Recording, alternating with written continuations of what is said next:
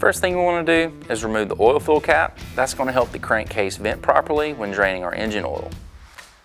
To that, using a 14mm socket, we'll remove the drain bolt and let the engine oil drain completely. While it's draining, take the time to inspect the crush washer on the bolt. Inspect it for any damage or if it's missing. If so, you'll want to replace it to prevent any future leaks. Now, we'll reinstall the drain bolt and torque it to 11 foot-pounds.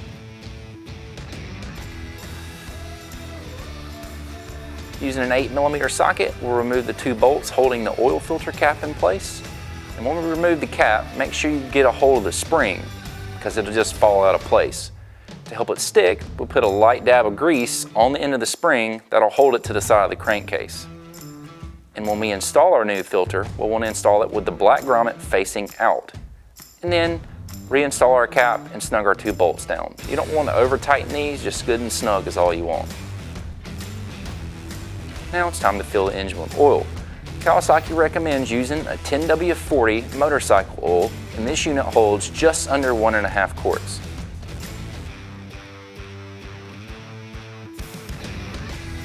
Now, remove the funnel, reinstall our oil fill cap, and now we're going to start the engine up, let it idle for a few moments. That's going to get the oil good and circulated through the system properly.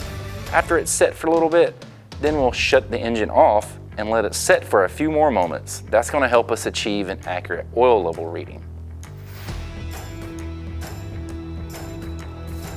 Now, let's look at our sight glass.